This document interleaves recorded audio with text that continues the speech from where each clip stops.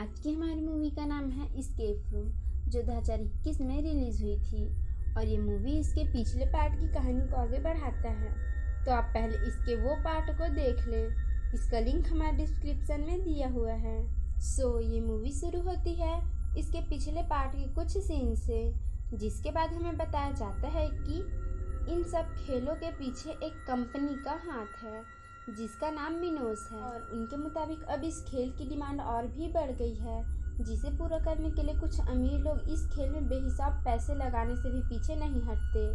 अब हम जोई को देखते हैं, जो इस खेल को भुलाने के लिए थेरेपी ले रही होती है, जहां उसकी डॉक्टर कहती है कि अगर तुम्हें वो सब भुलाना है तो तुम्हें मुझे बताना होगा कि वहाँ क्या हुआ। जिसमें जोई उसे अमेंडा के बारे में बताती है कि कैसे मिनोस ने उसे मार दिया और उसके बाकी दोस्तों को भी, जिस पर डॉक्टर उसे कहती है कि तुम उस खेल से बाहर आ गई पर तुम्हारा दिमाग नहीं आया, जिसके कारण तुम्हें हर चीज़ बस क्लू ही दिखाई देता है।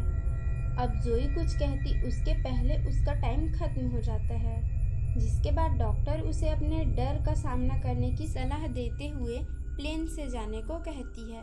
अब जोई वहाँ से आती है जहाँ बैन उसका इंतज़ार कर रहा होता है। अब जोई बैन को कहती है कि मुझे मिनोस के एक ठिकाने का पता चला है, जिस पर बैन कहता है कि शायद हमें ये करने की कोई ज़रूरत नहीं है, पर जोई उसे मना लेती है।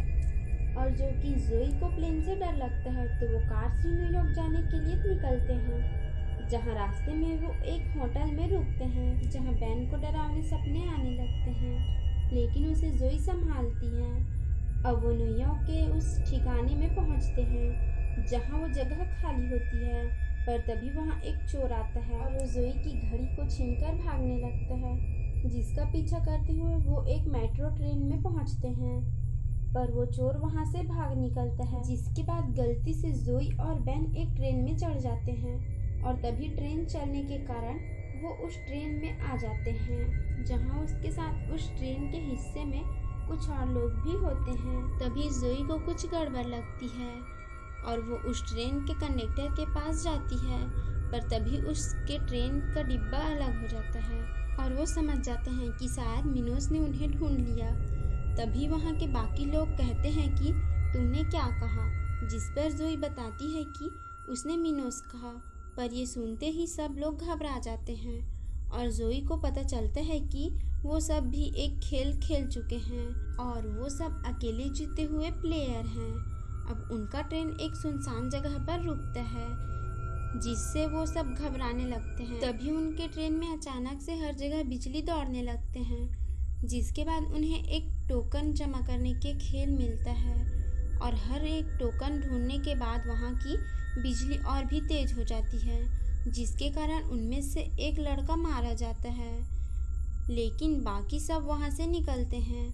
जिसके बाद वो सब एक लिफ्ट में पहुँचते हैं, जहाँ हमें उनके नाम पता चलते हैं, जिसमें ब्रियाना, नेट और रेचर होता है। अब वो वहाँ से आगे बढ़ते हैं, जहाँ वो एक बैंक में पहुँचते हैं जो काफ़ी शांत होती है और ब्रियाना आगे बढ़ने लगती है, पर उसके आगे बढ़ते ही वहाँ लेजर का एक जाल शुरू हो जाता है, जिसमें ब्रियाना को थोड़ी सी चोट लग जाती है।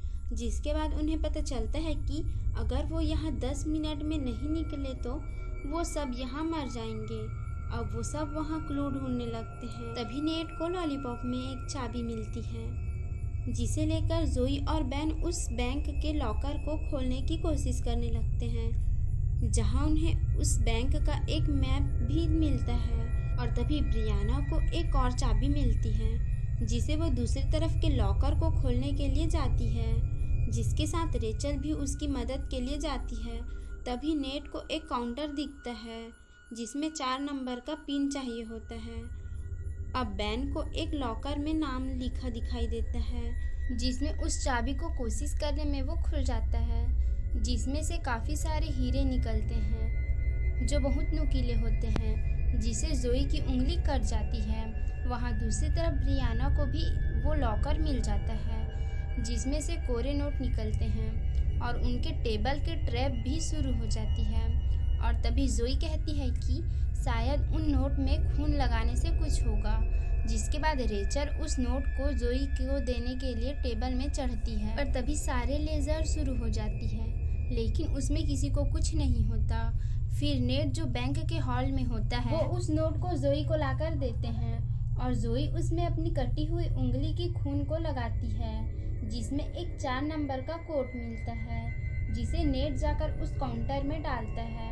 जिसके बाद वहाँ की घड़ियों का समय बदल जाता है और उस काउंटर से एक नोट मिलता है, जिसकी मदद से वो उस लेज़र वाले रास्ते से आगे जाने लगते हैं, लेकिन वो पूरा नहीं जा पाता और आधे रास्ते में ही खत्म हो जाता है। पर तभी ब्रियाना के लॉकर से एक और लॉकर मिलता है, जिसे खोलने के लिए सब क्लू ढूंढने लगते हैं, लेकिन नेट बिना मैप के ही आगे बढ़ने लगता है, जिसे लेज़र शुरू हो जाता है और नेट को चोट लग जाती है और वो वहीं बेहोश हो जाता है। जिसके बाद ब्रियाना और रेचल मिलकर नेट को उस लेज़र से हटाते हैं, जिसके बाद ब्रियाना जाकर अपने तरफ की लॉकर को घुमाने लगती है। जिसके बाद वहाँ से निकलने का एक मैप मिलता है, पर उसे पूरा करने के जोई की तरफ के मैप से मिलाना होता है और लेज़र शुरू होने में बस 10 सेकंड ही बचे होते हैं। फिर जोई रास्ते बताती है और वो वहाँ से बचकर निकलते हैं। जिसके बाद वो एक समुद्र के किनारे जैसे एक रूम में आते हैं। तभी ब्रियाना को एक कैमरा मिलता है, जिससे वो एक तस्वीर लेती है, जिसके बाद वहाँ के लाइट फ़ोटो जैसे हो जाती है।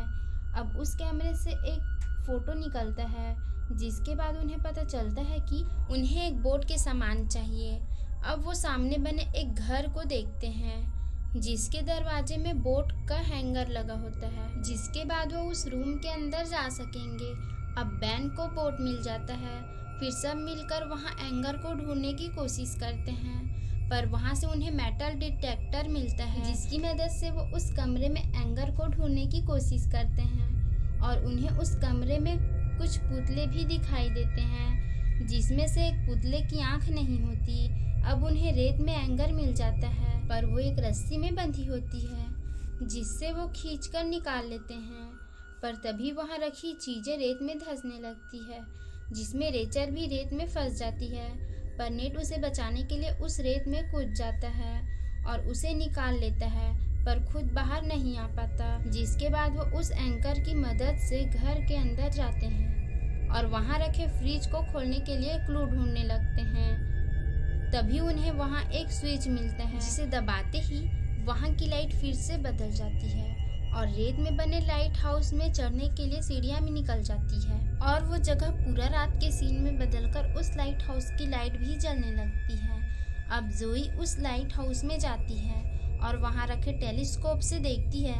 तभी वो लाइट एक जगह रुक जाती है। अब जोई उस टेलीस्कोप की मदद से देखती है, जिसके बाद वो सब फिर से क्लू ढूंढने लगती है और जोई को उस लाइट हाउस के पीछे चांद भी दिखाई देता है, जिसे वो खोलने की कोशिश करती है। दूसरी तरफ बैन को पता चलता है कि उसे वो पुतला चाहिए, जिसके एक आँख नहीं होती, पर वो पुतला रेत में धंस रहा होता है।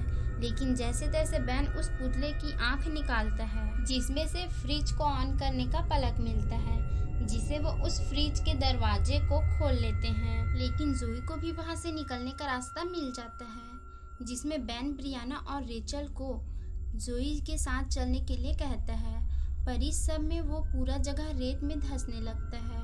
अब रेचल को जोई की बात सही लगती है और वो उसके साथ जाने के लिए उस घर से जोई की तरफ भागने लगती है।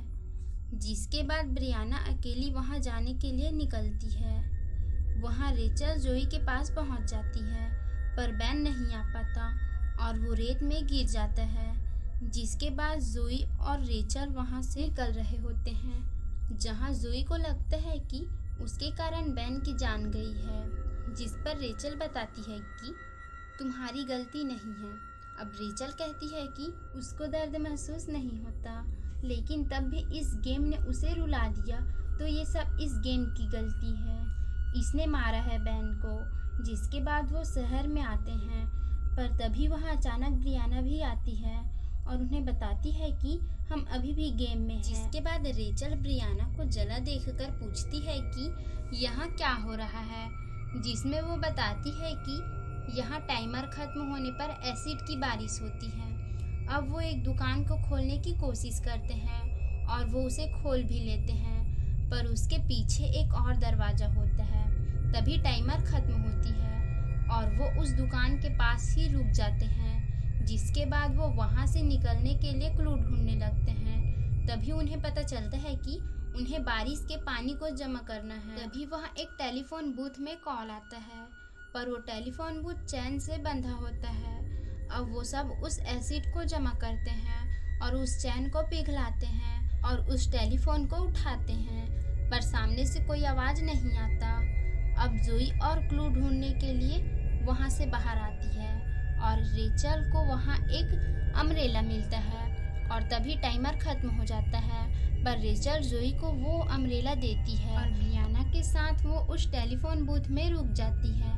अब बारिश होते समय जोई रेचल को कहती है कि 3 रिंग के बाद वो फ़ोन उठाना, जिसके बाद उसके सामने की टैक्सी का दरवाज़ा खुल जाता है, जिसमें जोई जाकर बैठ जाती है और बारिश रुकने के बाद ब्रियाना और रेचल उस टैक्सी में जाने की कोशिश करते हैं, पर वहाँ का दरवाज़ा लॉक हो जाता है और पीछे टेलीफोन बूथ का भी दरवाज़ा बंद हो जाता है, जिसके बाद टाइम ख़त्म हो जाता है और रेचल और ब्रियाना उस बारिश में मारी जाती हैं।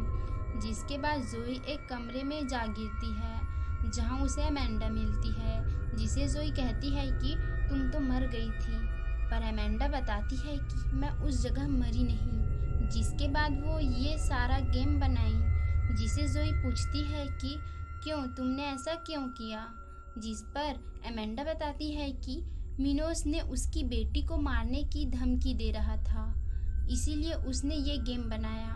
और अमेंडा बताती है कि अब मिनोस चाहता है कि तुम उसके लिए गेम बनाओ, पर जोई कहती है कि मैं उसके लिए ये नहीं करूँगी और वो मुझे मजबूर नहीं कर सकते, क्योंकि उसके पास ऐसी कोई चीज़ नहीं है जिससे वो मानेगी।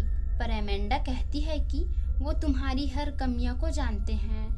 तभी कमरे के दूसरे तरफ हमें बैन को दिखाया जाता है कि वो अभी भी जिंदा है, पर जोई तब भी मना कर देती है।